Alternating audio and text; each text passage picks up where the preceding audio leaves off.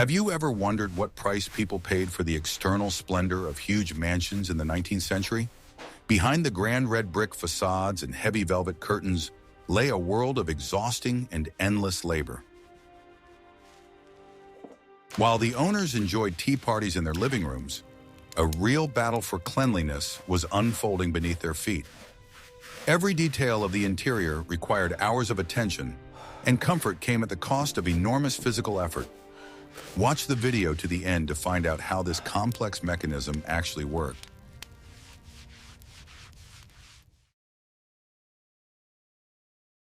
Want to know a secret that will completely change your perception of life in a luxurious mansion? The main enemy of any Victorian home was not dirt from the street, but coal soot.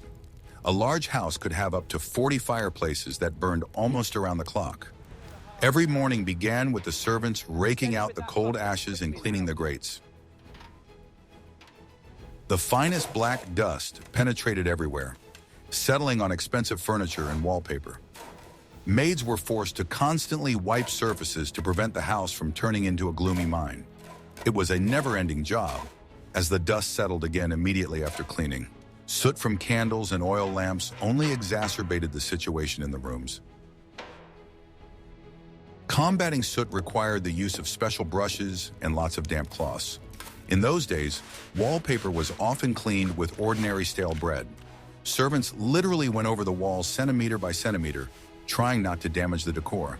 The breadcrumb absorbed the dirt, but it took a huge amount of time.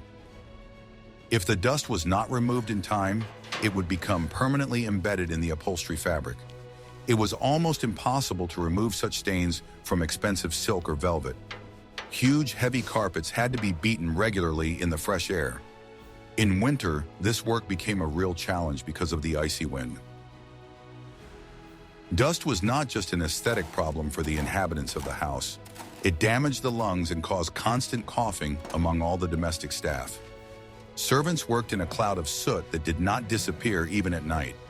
Coal smoke permeated the clothes and hair of the workers. Special craftsmen with long brushes were invited to clean the chimney pipes. However, fine dust still flew into the living quarters through the cracks.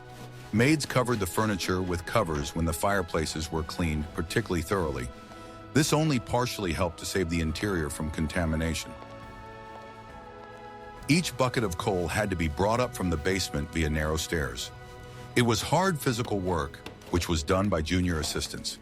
They carried hundreds of kilograms of fuel every day for the sake of warmth. The strain on their backs was simply incredible for young people. After the coal burned out, heavy slag remained, which also had to be removed. The servants tried to do this discreetly so as not to disturb the owners of the house. The cleanliness of the fireplace area was checked very strictly by the senior housekeeper. The slightest trace of ash could result in severe punishment. Homeowners rarely thought about how heat appeared in their bedrooms. For them, the fireplace was just an element of comfort and pleasant decor. But for the servants, it was an endless cycle of dirt and heavy lifting. The entire life of the staff revolved around maintaining these household fires. Homeowners rarely thought about how heat appeared in their bedrooms. For them, the fireplace was just an element of comfort and pleasant decor. But for the servants, it was an endless cycle of dirt and heavy lifting. The entire life of the staff revolved around maintaining these household fires. We would be very interested to hear your thoughts on these working conditions. What do you think about the daily struggle with coal soot in mansions? Write about it in the comments and be sure to subscribe to our channel.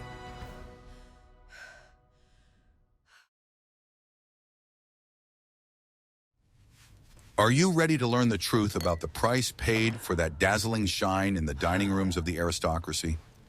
In the wealthy Victorian era, the quantity and quality of family silver was the main and indisputable measure of the social status of the owner of the house. The heavier and more abundant the decorations on the table, the higher the family was ranked in high society. Cleaning cutlery and huge trays took center stage in the staff's work schedule, taking up the lion's share of their time. This process was elevated to a cult, where every fork or spoon had to shine so that you could see your reflection in it without distortion. Dull silver was perceived as a personal insult to the guest and a sign of the decline of the house. Therefore, the footmen worked tirelessly, turning the metal into a mirror. Quite aggressive and caustic powders were used for cleaning, as well as special homemade pastes, the recipes for which were kept secret. These chemical compounds, often containing mercury or acids, caused severe irritation and dryness of the butler's hands. Gloves were rarely used for protection at that time, so the workers' skins suffered the most. People spent hours and sometimes days rubbing the cold metal with soft suede cloths until it was perfect. It was monotonous physical work that made their fingers ache and their shoulders ache. Any dark spot of oxidation, even the tiniest one, was considered an indelible disgrace for the entire mansion staff and personally for the butler. After the exhausting cleaning was complete, the silver was carefully and neatly placed in special wooden boxes with compartments. These boxes were lined with soft green fabric or velvet to fully protect the soft metal from scratches. Each item had its own designated place, and it was unacceptable to mix up the compartments. Particular and painstaking attention was paid to the intricate, ornate patterns on the handles of knives, forks, and coffee pot spouts. The Victorian style loved excess, but old dirt, polish residue, and grease constantly accumulated in these small curls of ornamentation. Cleaning them out was a real test of patience. Small, stiff brushes, often made of pig bristles, were used to remove dark deposits from the most inaccessible places. The work required extreme concentration and precision from every employee in the pantry. One wrong move could scratch the surface, which would be a disaster. Before important receptions, the entire huge set of tableware was personally inspected by a strict and experienced butler. He meticulously examined each item, holding it up to the very bright light of gas lamps or candles. If he found a flaw, the culprit would receive a severe reprimand. If the result of the inspection was unsatisfactory, the cleaning began again without any objections or excuses. No one cared about the fatigue of the servants when the reputation of the house was at stake. Huge silver soup tureens and candelabra required great physical effort just to move them from the shelf to the table. It was endless and monotonous work, the fruits of which disappeared almost immediately after the banquet ended. Guests inevitably stained the dishes with grease and sauces, and the whole cleaning cycle started again the next morning. It was reminiscent of the myth of Sisyphus, only instead of a stone, it was silver. The cleaning products of that time had a very sharp, suffocating, and unpleasant chemical smell.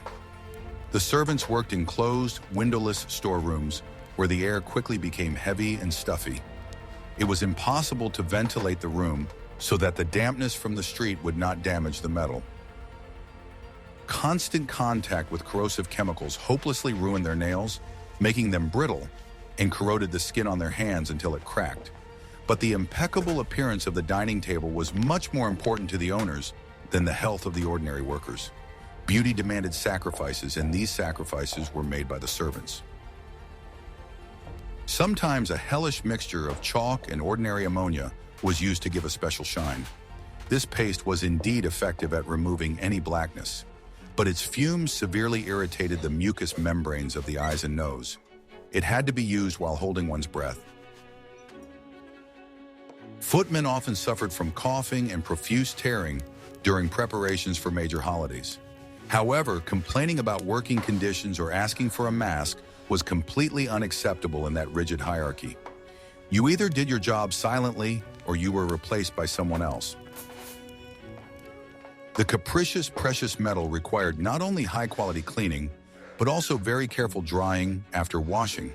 The smallest remaining drops of water could turn into unsightly whitish spots on the mirror surface when dry. This could ruin the entire impression of the table setting. Therefore, the cutlery was maniacally wiped dry with several layers of clean linen towels, preheated by the fire. Only after this final procedure was the silver considered ready to be served and brought out to the guests. This ritual was repeated thousands of times. In large aristocratic houses, silverware collections numbered in the thousands of individual items, from salt shakers to giant vases. These material values were strictly accounted for, and the loss of even a single teaspoon was punishable by death. The butler kept special ledgers where he recorded the weight of the silver. He personally locked the heavy oak cabinets after each meal and often slept with the keys under his pillow. The responsibility for the shine and safety of the treasures was a huge psychological burden that weighed on the senior servants for years. In the next chapter, you will learn how they kept things clean without washing machines and detergents. How many hours do you think it took the team to prepare just one formal dinner?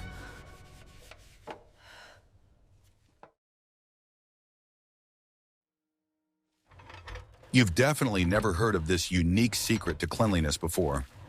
Laundry in a mansion was the hardest and most unpopular chore for women. Monday was traditionally considered laundry day when work began at dawn. Women carried huge vats of water to damp basement laundry rooms. The water had to be heated very quickly on heavy wood-burning stoves. Each item was rubbed by hand on grooved boards until the hands ached. The laundry was boiled in large cauldrons stirred with heavy wooden sticks. This helped to remove deep stains from coarse and delicate fabrics. After boiling, the items had to be rinsed in several changes of water. This was done to completely wash away the remains of caustic soap. The final rinse was often done in ice water for freshness. The skin on the laundress's hands became rough and often cracked. Stiffened collars and voluminous women's skirts presented particular challenges. Each dress consisted of many details that required different approaches. Some elements of clothing had to be removed before washing. After drying, they were sewn back into place by hand. Drying laundry in the English climate was a real challenge. In winter, clothes were hung on special frames in warm rooms in the house. This created stifling humidity in all the utility corridors of the mansion. The laundry could take several days to dry, taking up all the available space. Ironing with heavy cast iron irons required incredible dexterity and great strength. These tools were filled with hot coals to maintain the desired temperature. If the iron was too hot, it would instantly burn expensive fabric. In such a case, the maid could lose her job forever. The steam and heat from the stove made the air in the laundry room unbearable. Women often fainted from the stuffiness and physical exhaustion. The work did not stop until late at night when the last item was dry. It was work that took away absolutely all of one's vitality. Very dangerous and corrosive chemicals were used to bleach fabrics. The fumes from these solutions had a negative effect on vision and breathing. Laundry workers rarely lived to old age without serious chronic illnesses, but the cleanliness of the master's linen was considered a top priority in the house. Bed linen in wealthy families was changed unusually often by the standards of the time. This meant that the mountains of dirty fabric never got any smaller. Junior maids spent hours just sorting and preparing items. Each type of fabric required its own water temperature and type of soap. Like this if you think modern household appliances are a godsend. How often do you think about how hard it was to keep things clean in the past?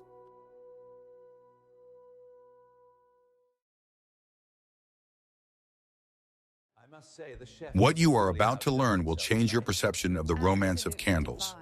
Maintaining lighting in a huge house was a complex technical task for the staff. Before the advent of electricity, each light source had to be prepared by hand. Hundreds of candles and chandeliers required regular and precise trimming of the wicks. This was done to prevent the flames from smoking heavily.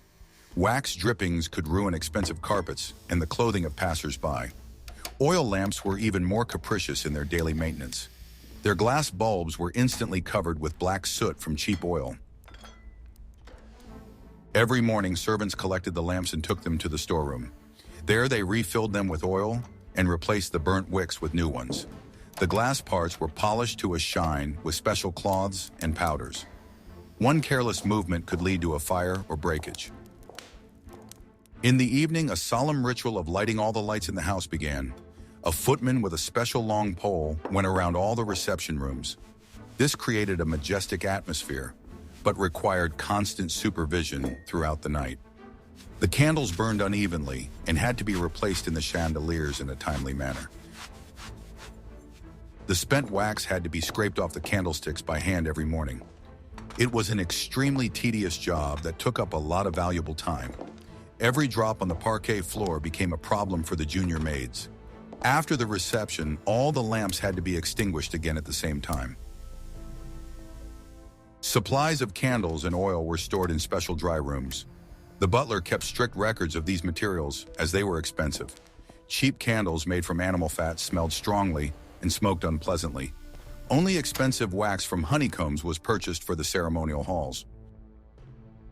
Cleaning the crystal pendants on the chandeliers was a separate type of hard labor. Each detail had to be wiped without removing the structure from the ceiling. Servants worked on high ladders, risking falling and getting injured. Dust on the crystal immediately made the light dim and unattractive. The owners' bedrooms had small portable candlesticks for reading. Maids had to make sure that they always had a new candle. They also checked for matches or a special flint on the bedside table. Lighting was a symbol of safety and comfort at night. During the winter months, the lights were lit in the middle of the working day. This doubled the workload for footmen and junior staff. Working with fire all the time required tremendous concentration. Servants often suffered burns when replacing hot oil wicks. In the next chapter, you will learn how dust was dealt with in huge areas. Do you know how many lamps were needed to light one large hall?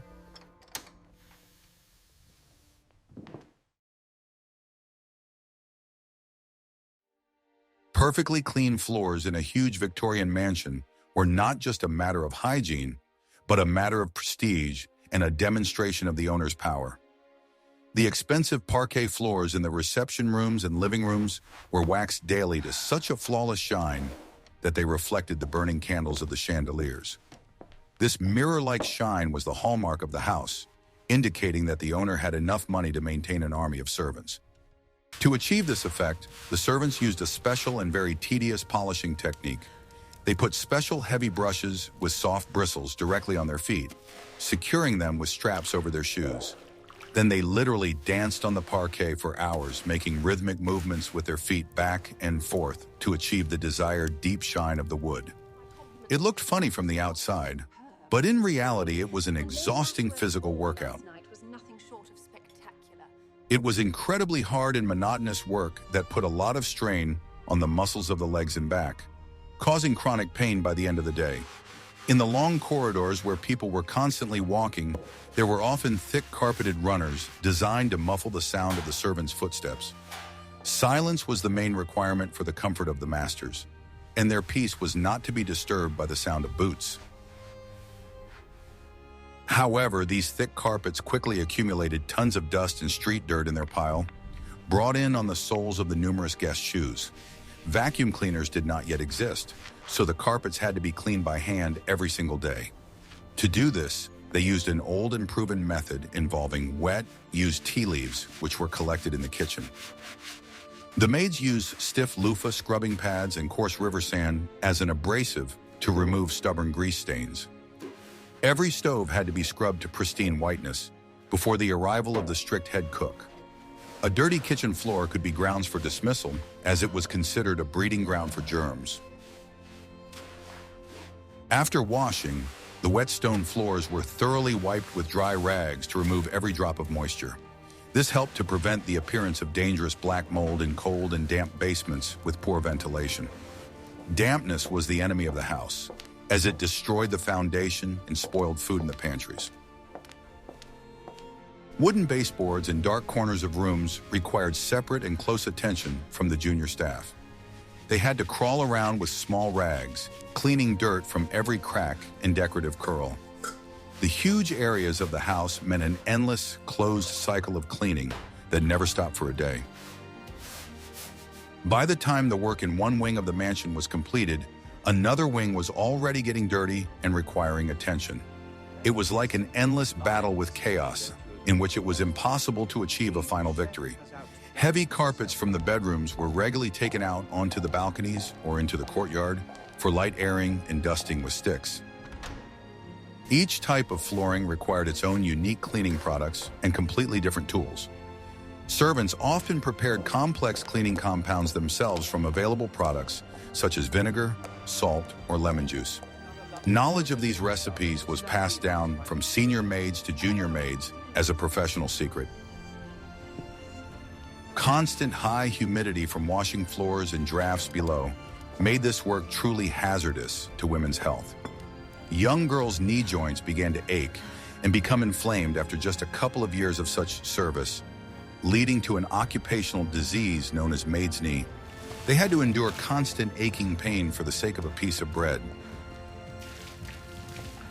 But the floors had to shine with perfect cleanliness, despite any physical difficulties and illnesses of the staff. The owners should never have to walk on a dirty, sticky, or dull floor in their home. For them, cleanliness appeared by itself, as if by magic, while they slept. A thick, hot mixture of beeswax and pungent turpentine was used to polish the parquet. This sharp and specific smell of cleanliness permeated the entire house for many hours after the cleaning was completed. This aroma was a signal to the hostess that the work was done and the living room was ready to receive visitors. Working with wax required not only physical strength, but also great endurance, as the paste had to be rubbed in with force.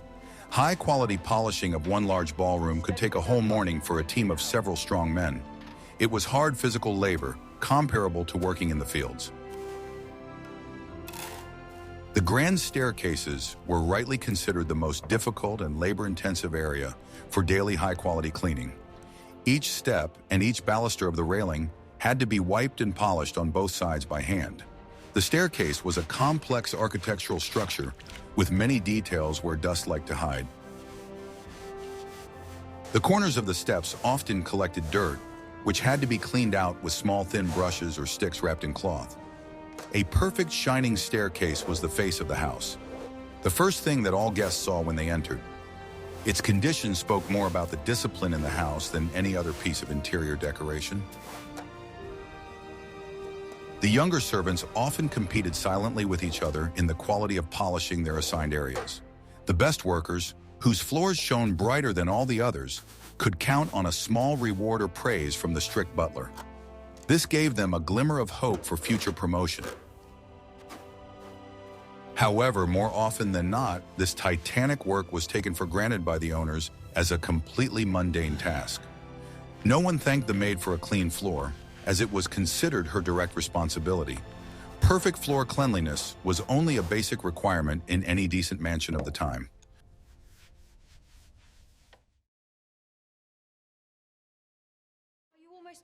Guess how long it took to prepare a 10-course meal? The kitchen was the heart of the home and the place where the hardest, most continuous work was done. Huge cast-iron stoves required constant supervision and large amounts of coal. Cooks worked in conditions of extreme heat and very loud noise. The copper utensils on the walls had to shine brightly at all times. After each use, every pot was cleaned with a mixture of sand and ordinary vinegar. This required great physical strength due to the weight of the heavy copper utensils. Soot from the stove settled on all surfaces in the kitchen. The walls and floor had to be washed several times a day. Preparing food took hours, as everything was done by hand. The cook's assistants cleaned dozens of kilograms of vegetables for each meal. They also plucked game brought by the owners from a successful hunt. Water was supplied to the kitchen by hand pumps, which added to the workload. Huge wooden tables had to be thoroughly cleaned after each cooking session. The pantries had to be kept in perfect order for all the food. A mistake in storage could lead to the spoilage of expensive delicacies. Every evening, the kitchen was thoroughly cleaned until it sparkled. The slightest mistake could spoil the taste of a dish and anger the host. Life downstairs followed a strict rhythm that never slowed down. The kitchen worked even when the rest of the house was asleep. Cooks were considered the elite among the servants, but their work was grueling. The temperature at the stove often exceeded 30 degrees Celsius. Constant steam made clothes wet and very heavy for people, but dinner had to be served exactly on time. Special heavy tongs and mortars were used to crush sugar. In those days, sugar was sold in huge hard stone blocks. It had to be crushed into small pieces for tea or desserts. This work required strong hands and a great deal of patience. Dishwashers spent the whole day bent over deep stone sinks. The mountains of dirty plates after banquets seemed endless and daunting. The fat from meat was difficult to wash off in warm water without chemicals. Soda and sand were used to achieve the desired cleanliness of the dishes. Garbage and kitchen waste had to be disposed of immediately after cooking. Odors were not allowed to penetrate the living quarters on the upper floors. Kitchen doors were always kept tightly closed to maintain silence in the house. All the chaos remained hidden behind heavy oak wall panels.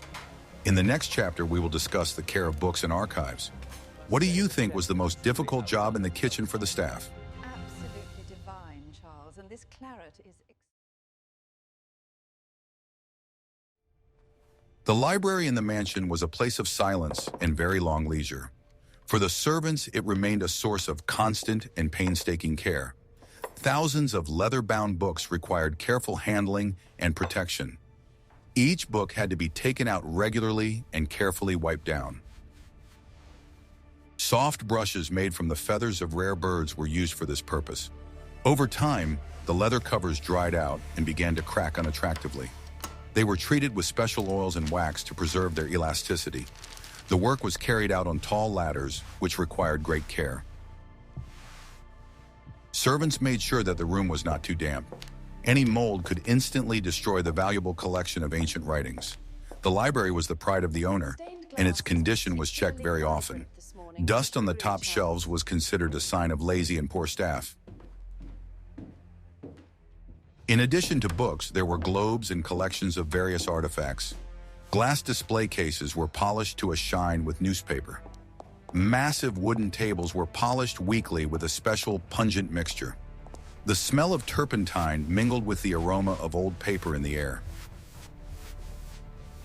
The curtains in the library were particularly heavy in accumulated dust. They were cleaned by hand with long brushes directly on the high cornices. The fireplaces here were lit with caution so that sparks would not fly. Personal archives required careful sorting and careful long-term storage. This work required basic literacy from the senior domestic servants. It was necessary to know the order of the books and not to confuse their places. Maids often spent whole days cleaning the library. It was one of the quietest but most responsible places. Sunlight could damage the paper and the color of the leather bindings. Therefore, the curtains were often kept closed when the owners were away from home. The servants made sure that no direct rays fell on the books. Protecting knowledge was an important part of maintaining the overall status of the house. Writing implements always had to be ready for use. Quills were sharpened and inkwells were filled with fresh, high-quality ink every day. The owner could enter the library at any time to write. Everything had to be in its strictly designated place. The carpets in the library were especially thick to create complete silence. Cleaning them required twice as much time and effort. Dust was beaten out of the pile with special woven beaters outside. The silence of the library cost the staff many hours of hard physical labor. The older servants sometimes read books during the long cleaning sessions. Of course, this was done secretly and only when the owners were away from home. The library was a window into another world for the ordinary workers, but their main task remained the preservation of the material value of these items.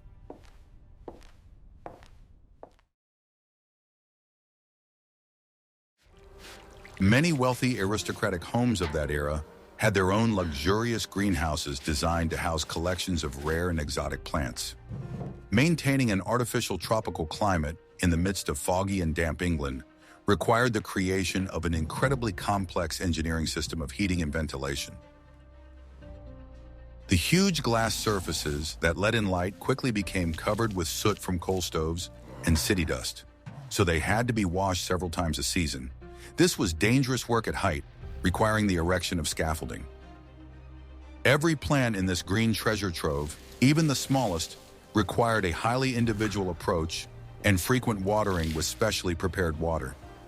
Gardeners had to know the needs of every flower brought from the jungles of the Amazon or the forests of India.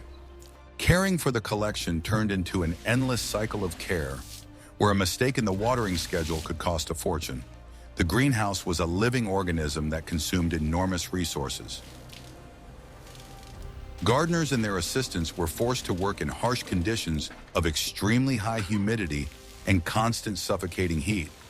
This tropical microclimate created a sharp and dangerous contrast to the grave cold of the rest of the huge stone house or the slush outside. People constantly risked catching pneumonia when they went out into the frosty air after their shift.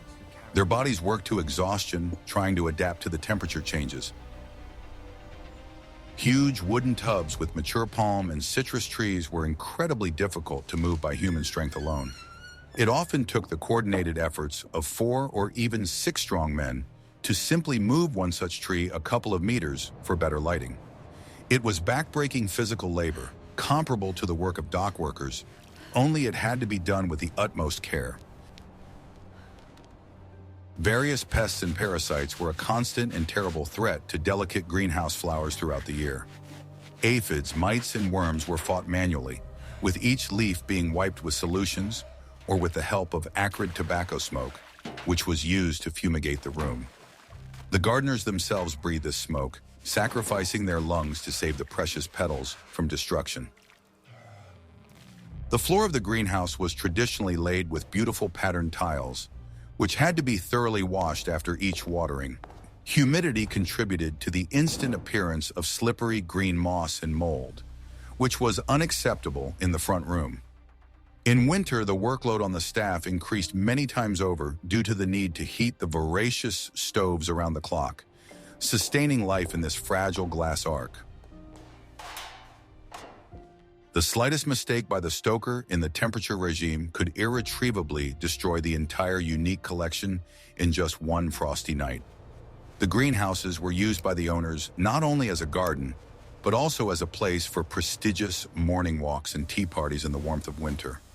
Ladies in light muslin dresses wanted to feel like they were in southern Italy without leaving Yorkshire. Glass roofs, no matter how sturdy they seemed, often began to leak during heavy autumn rains and storms. Servants had to repair the leaks immediately, often at night and in storms, to prevent icy water from falling on heat-loving plants. It was emergency work that could not be delayed, as a drop of cold water could burn the leaves of an orchid. The glass of that time was a fragile and unreliable material, so working on a slippery, sloping roof was deadly dangerous.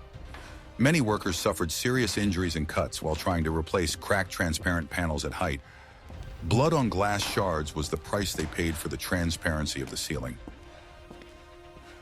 Inside the winter gardens, there were often elegant wrought iron benches, tables, and decorative statues for the lords to relax on. They had to be painted regularly and thoroughly cleaned of the slightest traces of rust every spring. The moisture-laden air quickly corroded the metal and caused the wooden parts of the garden furniture to rot. The decor of the greenhouse required no less, and sometimes even more, care than the expensive interiors of living rooms.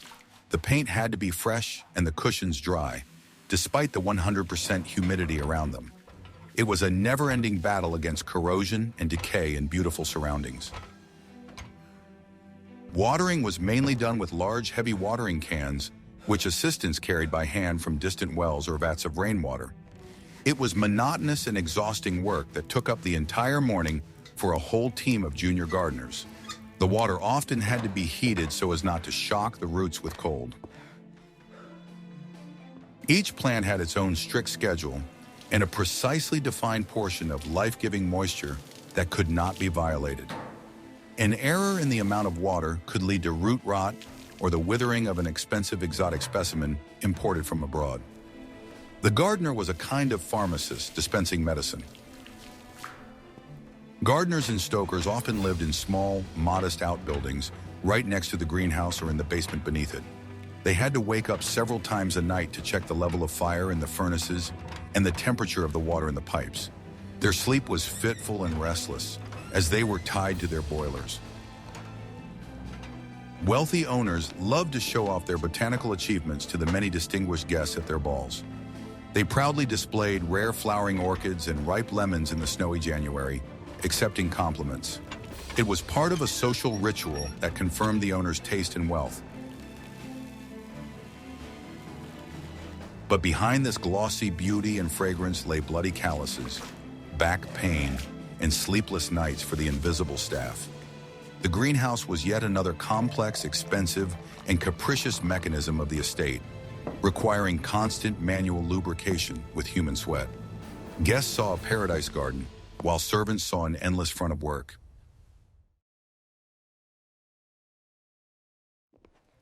The owner's private quarters were an area of maximum and hidden comfort. The beds were complex structures with multiple layers of soft mattresses. Every morning, the maids shook out the heavy feather beds to restore their shape. Bed linen was changed unusually often to maintain perfect freshness. The owner's washing was provided by a tray of hot water in large jugs. Bathrooms, as we understand them today, were only just beginning to appear. Water was often carried by hand up the stairs directly to the bedrooms. Copper bathtubs were cleaned after each use with special harsh chemicals. Dressing tables were filled with numerous crystal and glass bottles. All these items required daily cleaning to remove fingerprints. Night pots were cleaned early in the morning while all the owners were still asleep. Fireplaces were also lit in the bedrooms to maintain the desired temperature.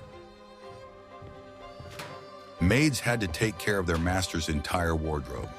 Clothes were cleaned of stains and prepared for going out in advance. Personal belongings were laid out in a strictly defined and familiar order. Any forgotten detail could cause anger and a serious reprimand. Working in the bedrooms required exceptional tact and complete silence. Servants had to be invisible shadows in the private lives of their owners. Every little thing on the bedside table had its own important place. Cleanliness in these rooms was a matter of honor for the maid. The mirrors in the bedrooms were polished to a shine every day without exception. There should not have been a single speck of dust on them. The floor under the beds was checked for cleanliness with particular care and zeal. Places hidden from view were the main indicator of the quality of cleaning. The windows in the bedrooms were covered with heavy, light-proof curtains for the whole night. In the morning, they had to be opened at a strictly defined wake-up time. The maid entered the room very quietly so as not to disturb her employer's sleep. This delicacy was part of the professional code of conduct for domestic staff. Dirty water after washing was carried out in buckets via the service staircase. It was an unpleasant but necessary part of the servants' daily morning routine. Water jugs had to be kept full and clean at all times. Fresh towels were laid out on special heated racks by the fireplace. If the master was ill, the maids stood guard at the door of his bedroom. They fulfilled any requests at any time of the day or night. The personal comfort of the owner of the house was the highest law for all the servants. The bedroom was the place where the servants showed their utmost dedication to their work. In winter, special hot water bottles were placed in the bedrooms. This helped to warm the cold sheets before the noble masters went to bed. The servants checked the temperature of the water to make sure it was not too hot. Attention to such details contributed to the overall reputation of a high-quality mansion.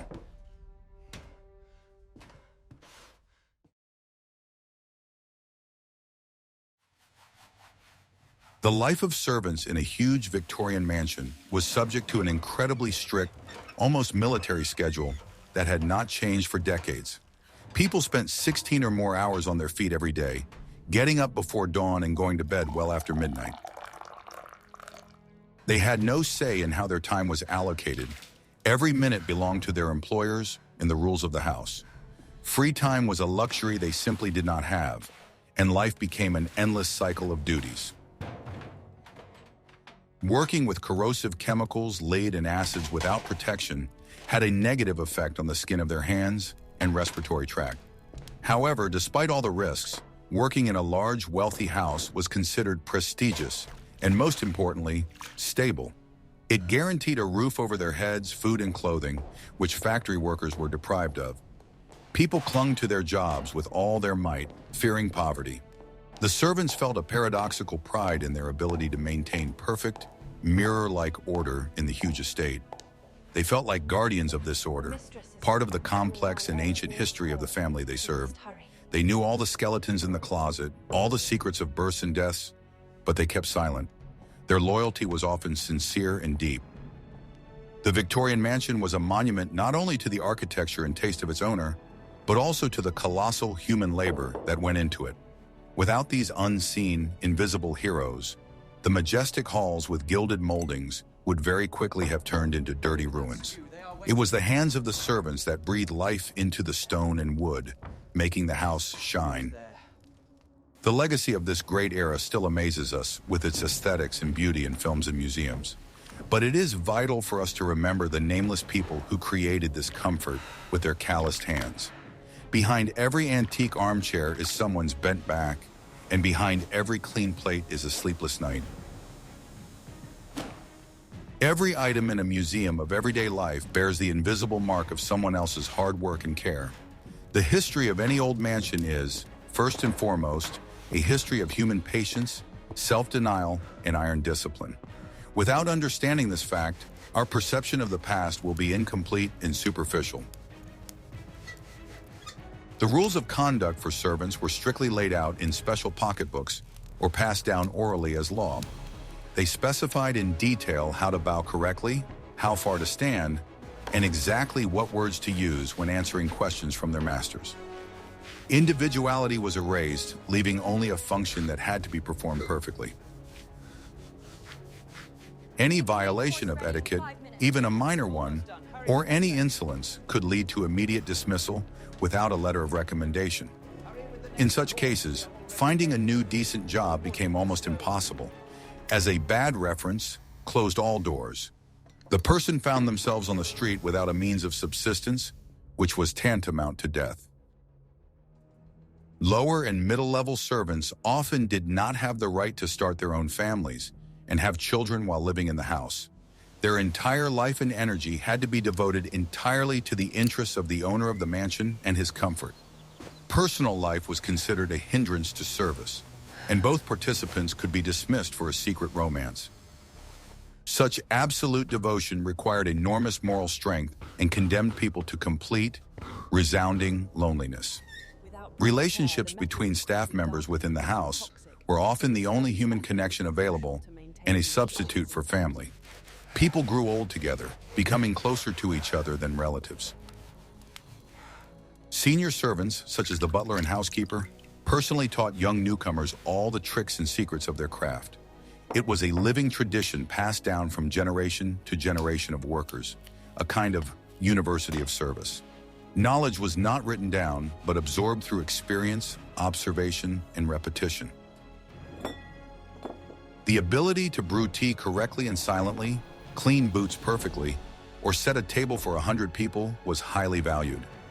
Every action, every gesture was honed to perfection over many years of daily practice. Professionalism was their only capital and protection. Despite the objective hardship and injustice of their situation, many servants sincerely loved their wealthy homes and were proud of them. They felt part of something great, significant, and very important. Their masters' successes in politics or society were perceived by them as a personal victory for the entire household. The splendor of the grand staircase and the admiration of guests were a direct result of their personal daily contribution, and they knew it. This gave ordinary people the necessary sense of dignity and significance in a harsh class-based world. They were the elite among the working class. Today, we look at these magnificent houses as beautiful pictures from the past, full of romance. But we must understand that behind every beautiful picture are millions of hours of work by ordinary people whose names have been forgotten. We see the facade, but we do not see the price of its maintenance. Our task as descendants is to remember this true, high price of historical comfort and beauty. This makes our understanding of the past deeper, more honest, and more humane. Respect for the labor of our ancestors is what truly connects us to history.